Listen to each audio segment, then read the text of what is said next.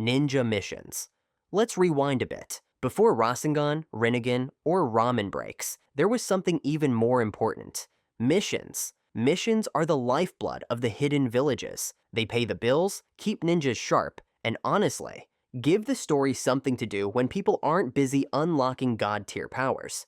You know, when your average Genin had a 50-50 chance of surviving breakfast, missions were serious business. During the Second and Third Great Ninja Wars, even a minor failure could shake an entire nation. One of the most tragic examples, Sakumo Hatake, Kakashi's dad. The guy was so legendary they called him the White Fang of the Leaf.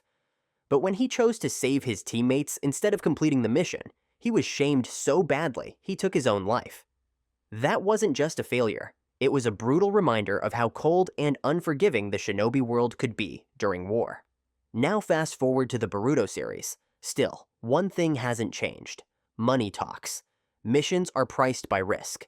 The more dangerous, the more expensive. But here's the kicker. If the client lies about the danger level, things can go from cat rescue to deathmatch real quick. Remember Tazuna? The bridge builder who said, "It's a simple escort," then threw Team 7 into a boss fight with Zabuza? Yeah, that's why every village now has stricter policies. Protect the ninja first, get paid second. So now that we've set the stage, it's time to break down the ninja mission ladder, step by step. From D-rank chores that make you question your life choices, to S-rank missions that could blow up a continent. If you're enjoying this deep dive into the shinobi grind, don't forget to like, subscribe, and join us on the road to 25,000 subscribers. Your support helps us keep making content that's more detailed than a Kakashi flashback. Alright, let's start from the bottom. D-rank. Yes, the mighty D-rank missions. The proud tradition of chasing cats, picking weeds, and babysitting cranky toddlers. You thought becoming a ninja meant instant hero status? Nope. You're getting paid in pocket change to walk dogs. Welcome to the grind. D-rank missions are how every genin earns their stripes. And by stripes, I mean scratches, usually from a very angry cat named Tora. These tasks are deliberately boring, with no real combat involved. And they pay anywhere from 5,000 to 50,000 ryo. Think of it as the internship phase of the shinobi world. No glory, just grunt work. But here's the thing, these missions aren't pointless. They teach new ninjas discipline, teamwork, and how to follow mission protocols. Plus, it helps weed out the drama queens. You know, the ones yelling, "I want to fight an S-rank criminal already." Yeah, Naruto. Team 7 is assigned to find Tora, the fire daimyo's wife's spoiled cat. Seems easy, right? Wrong. That feline menace has evaded Anbu-level traps and scratched Naruto like it owed him money. Meanwhile, Sasuke barely blinks, and Sakura pretends this is totally fine. It's hilarious, but it also gives us our first look at their team dynamic. Naruto's chaotic energy, Sasuke's cool detachment, and Kakashi's infinite patience EEM. Before we get to tailed beasts and interdimensional alien stuffs, now in Boruto, D-rank missions haven't gone extinct. They've evolved. Thanks to technology, the new Team 7 occasionally uses drones for deliveries or remote tracking. Still boring? Maybe. But it's a new flavor of boring. At least the cats don't come with explosion tags now. C-rank. Now we're talking. C-rank missions, where things go from "please water my garden" to "bandits might stab you." These are where genin get their first taste of real danger. And where some might realize ninja life isn't all cool headbands and edgy monologues. C-rank missions pay around 30,000 to 100,000 ryo. They usually involve light combat, like fending off thugs, escorting minor clients, or delivering sensitive items. Still not world-ending stuff, but way riskier than chasing Tora 2.0. These missions are a test of everything genin learned during D-rank grunt work. Can you fight under pressure? Make decisions fast? Not scream when kunai start flying? No? Then welcome to a teachable moment. In the legendary Land of Waves arc, Team 7 accepts what's supposed to be a C-rank escort mission. Protect Tazuna, a bridge builder from the Land of Waves. Seems simple enough, until it isn't. Turns out, Tazuna lied about how dangerous the mission really was. What began as a babysitting job turned into a full-blown A-rank death march. Enter Zabuza and his partner Haku, who looks like a Disney prince, but hits like a truck. Suddenly, Naruto's screaming. Sasuke's Sharingan awakens, and Kakashi's pulling out the big guns. This mission changed everything. It gave us Naruto's first burst of Nine Tails chakra. It gave Sasuke his first real rival. And it gave us the iconic fight on the unfinished bridge, a moment that turned Team 7 from rookies into real shinobi. Also, let's not forget Haku's tragic loyalty and Zabuza's final stand. Tears. So many tears. C-rank missions are the bridge, literally and figuratively, between innocence and chaos. You think you're ready, then boom. Demon Brothers, hidden mist assassins, and emotional trauma. From grocery runs to life lessons. The jump is fast. Blink, and you'll miss the moment Naruto went from goofball to hero in the making. B-rank. Now we're getting serious. B-rank missions are where the kitty gloves come off. And suddenly, teamwork isn't just a school slogan, it's what keeps you alive. These missions pay between 150,000 to 200,000 Ryo and typically go to Chunin-level ninja. Why? Because now we're talking espionage, bodyguard duty, and full-on lethal combat. You're no longer catching cats, you're making decisions where someone might not come back. But once in a while, Genin teams do get pulled into these missions. Usually, it's when they're under the supervision of a Junin, or when the village is understaffed and desperate. Either way, these jobs are meant to sharpen high-level skills: strategy, leadership, adaptability, and the most underrated of all, not panicking. Let's talk about one of the most legendary B-rank missions in Naruto, the Sasuke retrieval arc. Shikamaru, newly promoted to Chunin and probably still half asleep, is suddenly leading a squad of Naruto, Kiba, Neji, and Choji to bring Sasuke back before he joins Orochimaru's little snake cult. Each of them ends up in a one-on-one fight against Orochimaru's Sound 4. This arc is about trust, leadership, sacrifice, and how chasing after a friend can tear a whole team apart. This mission changes everyone involved and leaves Team 7 broken. Now jump to Boruto. We see Team 10, Shikadai, Inojin, and Chocho, get their own taste of a B-rank nightmare. They're escorting a caravan through dangerous territory. But surprise, tech-enhanced bandits crash the party. It's a full-on Mujina bandits ambush. What makes this mission special is how Shikadai steps up. Like his dad, he thinks 2 steps ahead, using traps, clones, and pure brainpower to outmaneuver enemies who've got high-tech weapons.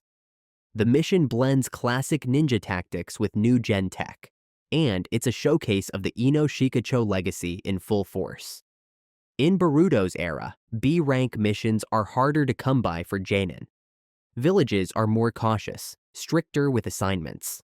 So yeah, B-rank isn't flashy like S-rank, but it's where ninja really prove they've got more than just chakra and cool outfits. They've got brains, guts, and bonds that don't break under pressure. A-rank. Alright, now we enter the deep end, the A-rank missions, where mistakes cost lives and your enemies probably have their own theme music. These jobs pay anywhere from 150,000 to a whopping 1 million Ryo, depending on how dangerous things get. They're usually reserved for Junin, or elite Chunin. Basically, people who don't flinch when someone yells, "ambush." What makes A-rank missions so intense isn't just the combat, it's the stakes. These missions can involve VIP escorts, assassination targets, or operations that affect entire nations. Failure doesn't just mean defeat, it could trigger political chaos or outright war. One standout A-rank mission: the Akatsuki investigation during the Kazekage rescue arc. After Gaara is abducted by Deidara, a team of Junin, including Asuma Sarutobi, Kurenai, and Kakashi, is deployed to infiltrate the Land of Wind and gather intel on the Akatsuki's movements. This mission starts off as reconnaissance, but quickly escalates into something far more intense. While Kakashi and Team 7 handle the frontline assault against Deidara and Sasori, Asuma's unit moves strategically, staying in the shadows, relaying information, and coordinating with the Sand Village's defenses. It's classic A-rank stuff: stealth, pressure, and a growing sense that something much darker is at play. The operation also sets the stage for the deadly clash between Asuma and Haiden, a grim prelude to one of the most emotional arcs in the series. These kinds of missions test more than jutsu. They test judgment, leadership, and the cost of being too close to the fire. Now flip to Boruto, Team 7 with Konohamaru to investigate the Kara organization. And yeah, this mission starts out as intel gathering, but quickly spirals into an all-out fight against Io and Boro, two terrifying enemies with cybernetic upgrades and deadly chakra tech. It's here that Sarada shows leadership skills way beyond her age, while Boruto learns how to use ninja tools without becoming a walking vending machine. The stakes are high, the enemies are no joke. And suddenly, being a Genin feels like being in a boss rush mode. These two missions, one old school, one high tech, both show the core of A-rank missions. They test everything, your judgment, your fighting skill, and your ability to stay cool when everything is exploding around you. So, yeah, A-rank isn't a promotion. It's a responsibility. You don't just get stronger, you carry more weight. Every move matters, every failure echoes. If B-rank tests your strategy, A-rank tests your soul. S-rank. It's time to enter the realm of the ridiculous, the missions that make even seasoned Junin gulp. S-rank. The ultimate test, the big leagues. The, if you mess this up, entire countries might collapse tier. S-rank missions pay at least 1 million Ryo. And sometimes more if there's alien combat or time travel involved. Only top-tier Junin or Kage-level shinobi are even considered for these. These jobs are so dangerous, they often don't even make it onto the public mission board. We're talking secret scrolls, black ink, and meetings in candlelit rooms. What makes S-rank so insane isn't just the difficulty, it's the stakes. These missions are tied to global balance. If something goes wrong, we're not just talking about one dead client. We're talking war, rebellion, or a giant rabbit goddess eating the planet. Let's start with a mind-melting example. Sasuke's investigation of Kaguya's dimensions.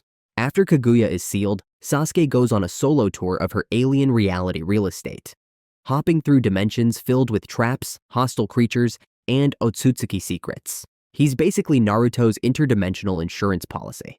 This mission isn't about gold or politics. It's about saving the entire planet from another god invasion. And Sasuke does it without backup, snacks, or a GPS. Respect. Back in Naruto, the Uchiha clan was once the strongest in Konoha. Hiyashi may have claimed the Hyuga were the most powerful, but that only came after the Uchiha were gone. With their numbers, talent, and the legendary Sharingan, erasing this clan in a single night was unthinkable. No ordinary ninja could have pulled it off.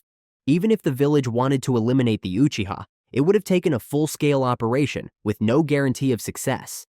The risk of civil war was very real.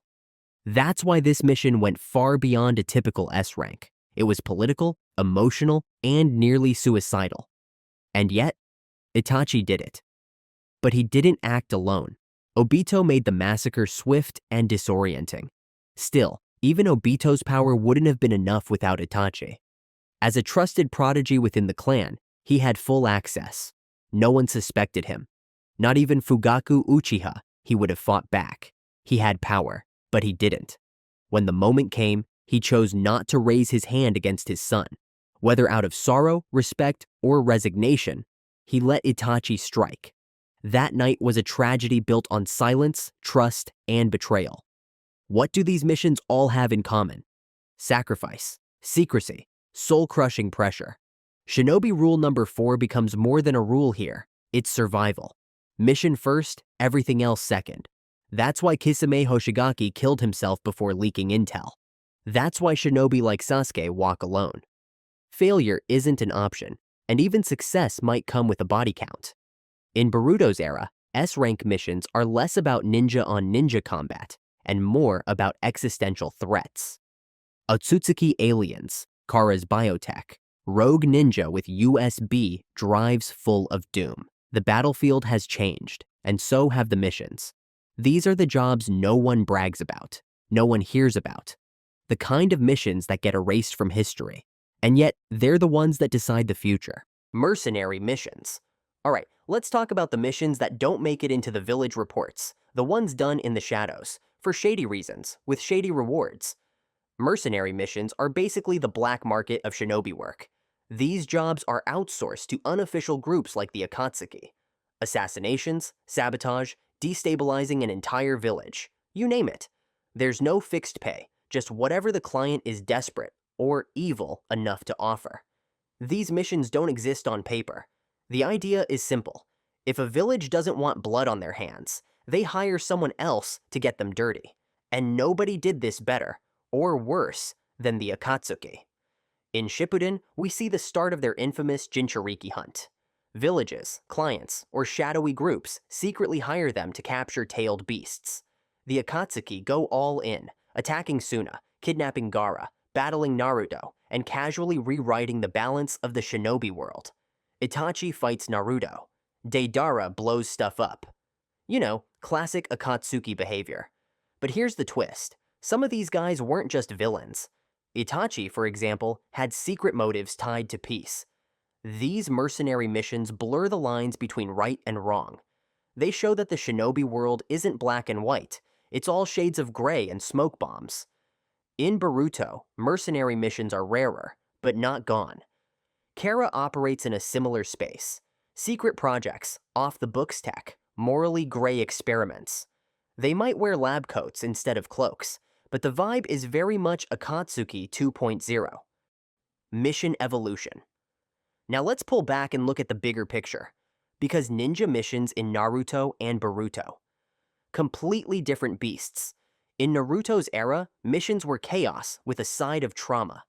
You'd start a simple escort and end up fighting rogue ninjas with eye powers and tragic backstories. Case in point, the Tazuna mission. It began as a C-rank escort and turned into a near A-rank nightmare with Zabuza, Haku, and existential despair on a bridge. Why? Because the world was still reeling from war. Trust was low, tensions were high. Villages were constantly on the edge of conflict.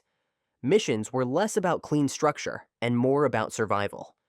You were lucky if your team made it back, emotionally or physically intact.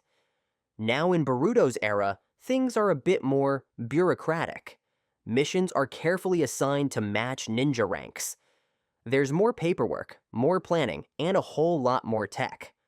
And while that sounds boring, like shinobi with clipboards, it actually reflects a peaceful, modern world. Missions focus on strategy, precision, and responsibility. Take Boruto Episode 71. Team 7 is assigned a C-rank mission to guard Tento Madoka. They handle it cleanly, professionally, and with smart tactics. Contrast that with Naruto's generation, where Genin were basically tossed into live combat and told, "Good luck, don't die." The difference is clear. Naruto's missions built character through chaos. Boruto's missions build leadership through structure. And let's be honest, both systems have their pros and cons, but one thing stays the same: a true shinobi grows through challenge. Whether it's babysitting a cat, protecting a daimyo, or fighting aliens, the mission is always the mirror. It reflects who you are and who you're about to become. Thank you for watching. See ya in the next video.